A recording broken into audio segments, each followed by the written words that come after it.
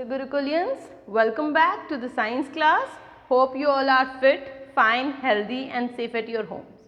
So, beta, without wasting any time, let's get started. So, in this very lecture, we are going to discuss about metals and non-metals. The name of the chapter is metals and non-metals, and this is the class 4th regarding that particular chapter. So, in this lecture we are going to discuss about the chemical properties of non-metals. In lecture number 3rd we discussed about what? We discussed about the chemical properties related to metals. Now, in this very lecture we are going to discuss about the chemical properties of non-metals. So, here I am going to discuss 3 reactions of your non-metals with the different compounds. So, firstly is non-metal with what beta? With oxygen. That means when non-metal is going to react with oxygen, which product is going to be formed? We are going to discuss with it.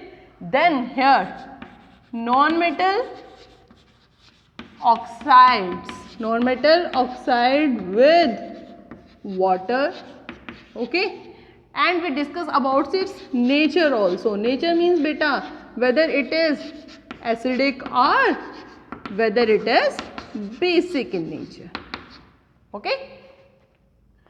And the third thing is when these non-metals they react with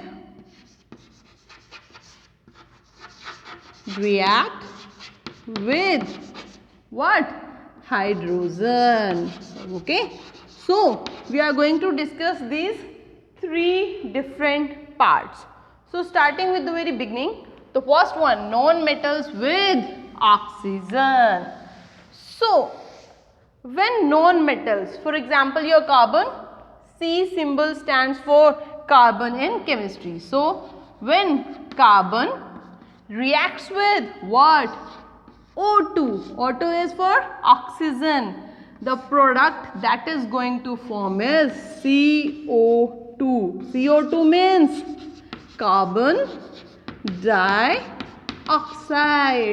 So, CO2 is a chemical formula for what? For carbon dioxide, CO2.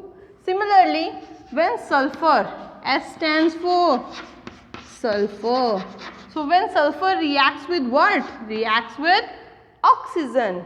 The product that is formed is what bitche? Sulfur dioxide.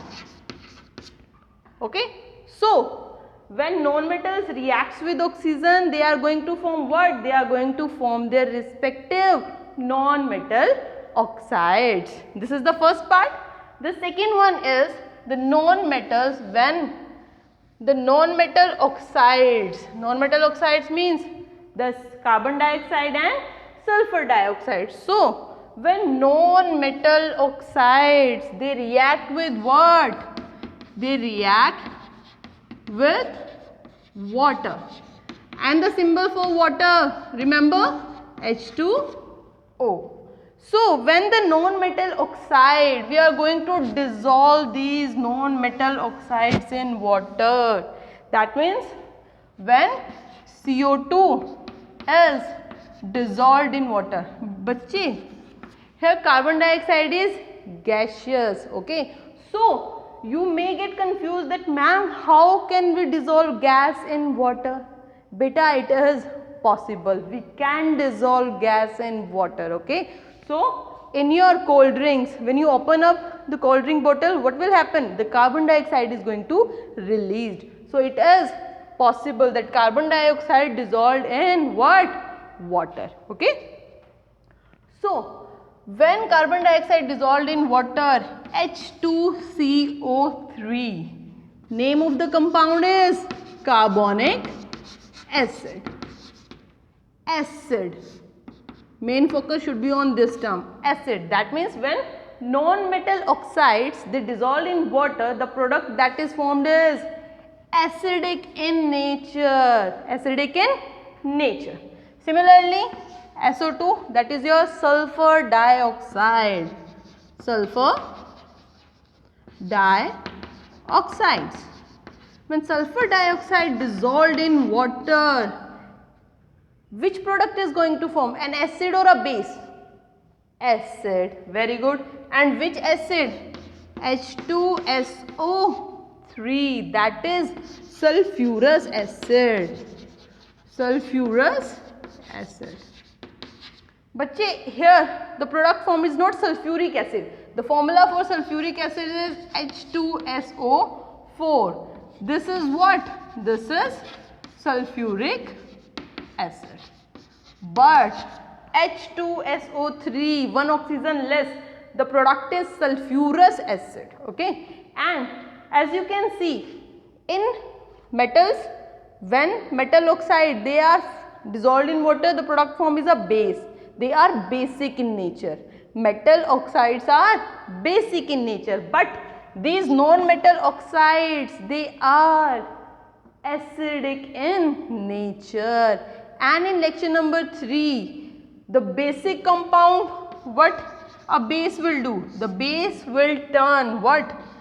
Red litmus to blue. The base will turn what? Red litmus to blue. And on the contrary, contrary means beta opposite. On the opposite, the acid will turn blue litmus to red. Blue litmus to red. So this is the indication. That means with the help of litmus paper, you can easily predict whether the product form is a base or whether the product form is a acid. Okay, beta, here you can see this is your blue litmus paper. Okay, this is what? The blue litmus paper. It is blue in color, you can clearly see, and the another one is this one. This is red litmus paper. So they both are different in color.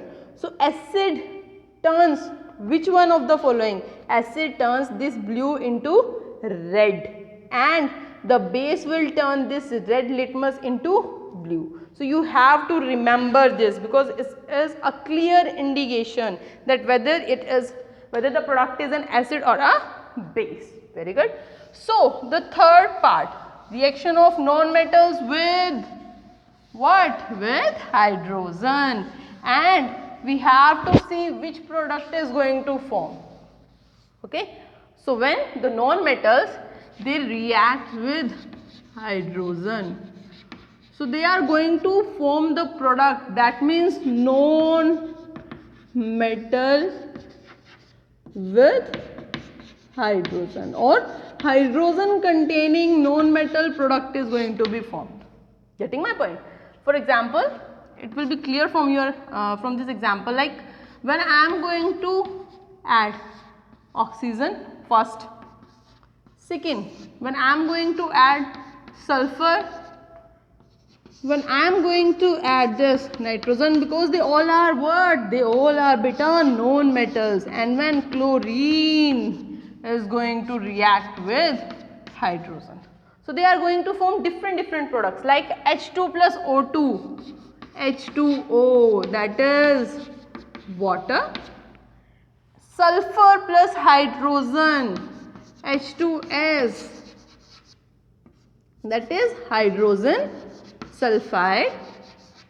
Name of the compound is hydrogen and sulfide, H2S, N2 plus H2. Beta, I am going to balance these reactions. First they just complete it. N2 plus H2, that is NH3. The name of the compound is ammonia. And Cl2 plus H2, that is HCl. HCl is your hydrochloric acid.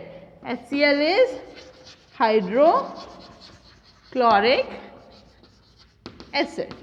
Okay. So balancing, what I said in the balancing in lecture number 2, that we have to count the number of atoms on both the side, H2, H2, 2O.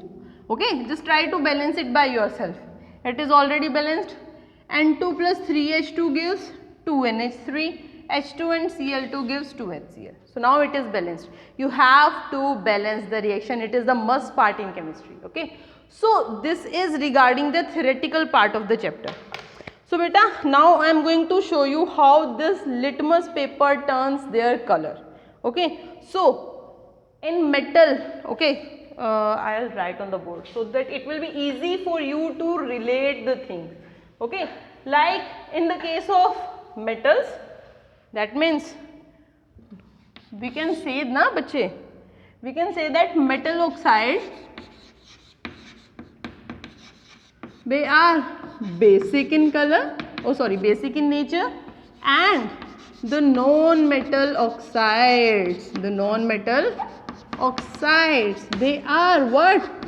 Acidic.